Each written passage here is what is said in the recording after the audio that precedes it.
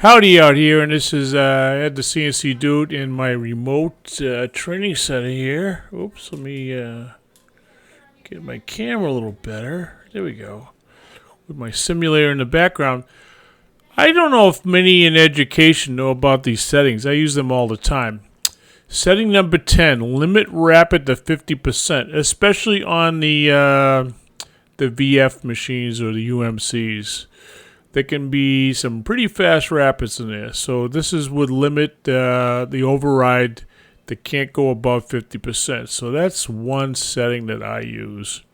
I really don't bother on the TM or the mini mill machines because they're, I think, 400 inches a minute at full rapid. So 50% would be pretty slow. Okay, it should be able to catch anything. Let me look up some other settings. Here's another one I've used occasionally, program restart. Actually, if you leave this on, you'll have a hard time having the wrong tool come up. But most people in the industry would not leave program restart on because it runs everything else in the background. So normally this is not on. This is really beneficial if you literally want to run the program like right in the middle, like not at a tool change location. I always never trust this, but it works pretty good. So it puts everything in place before whatever line you're on, versus just starting from the tool change line and have everything come up forced by the program to be that way. So that's setting number 36. That's another one that I use on occasion. But you may want to experiment at that because I'm sure you've had some programs where you literally wanted to run it from a certain location. Or even, actually, I think I've even done it on holes, like the third hole or something. But that's program restart. Here's another one. I used to have it. I was brought up on Japanese machines, and they're all radius reading machines on the Cuttercomp side. And I didn't realize I could switch it to diameter.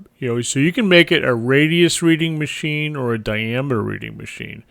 I've actually now preferred diameter, so we can just plug in the size of the tool, or we can do Cuttercomp based on diameter.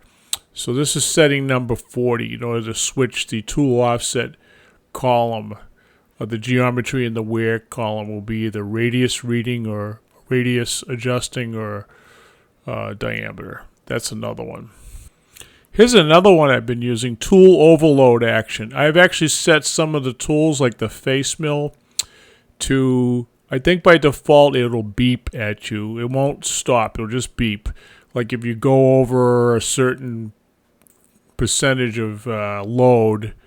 So I've done like a tool 1 face mill, like I set it at 101%, but I make the action to be feed hold, which is literally like me pressing the button, feed hold.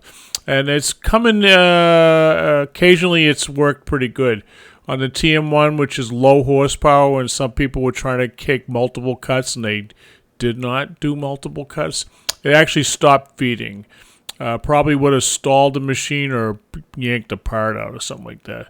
But that's another one. Tool overload action, feed hold. And you got to also play with the tool management side in order to get the what percentage do you want it to do something.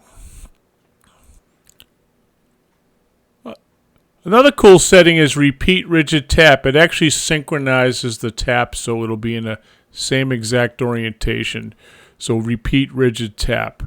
I'm not sure if by default that's on, but if you forgot or you wanted to go retap the hole or actually retap it deeper, and if you're a little bit shy and you don't want to go cross-threading anything, this is a pretty cool setting. This is a biggie, setting 163, disable 0.1 jog rate. We have all our machines set to this.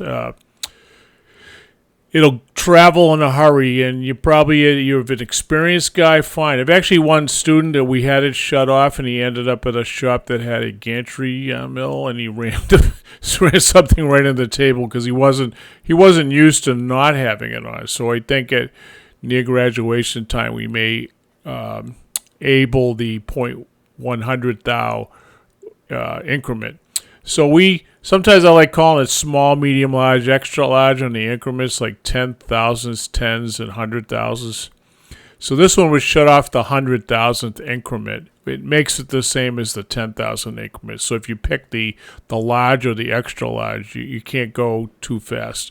So if you got some students that are like really fast with their hands and crash into things, you're doing either manual machining or bringing a probe or an edge finder up close. This will probably be a nice selection to have to hopefully stop any problems in that area. Disable 0.1 jog rate. Here's another really good one, number 15, H and T code agreement. This is really handy on you with your hand programming exercises. If the H and the T don't match, it'll give you a warning. I almost wish that Haas would have other kind of warnings in there, like if you put in a program in a machine that can only go to 6,000 RPM and the program says 9,000, would it give a warning that your program cannot reach the obtained feed rate? I think there's a one for feed rate. You cannot get to a certain feed rate. So I don't know why the Haas doesn't have, like, you cannot get to that spindle speed warning. But anyway, back to that one. The H and T code agreement must always have that one on. Sometimes at school I forget to turn off machines, so I have this timer set that'll go off after like 6 hours. You know, if I'm supposed to be there 6 hours, so if I forget to shut it off, it'll shut itself off. I actually have it'll give you kind of a warning when it's getting ready to shut off. It'll go from blinking green to a slow yellow, and it'll give you some beeps that it's about to power down. So this is a good one, especially for forgetfuls for shutting machines off. I've literally had to do a metric program once, and I'll tell you, on the fly, this works very well. You know, we just switched from inch to metric, which becomes a G21 versus a G20 program. And we're literally able to run with even the same tools and everything. So occasionally, if you have to go metric, or you have it, go back and forth, you can play with setting number 9. We actually just turned this one on the other day to beep at an M00, 1, 2, or M30. We were starting to do a production run, and we noticed that some people were wandering away, so this would beep when it got to any stop condition, and remind you to get back to the machine and continue working. So if you have option stop on, it'll beep.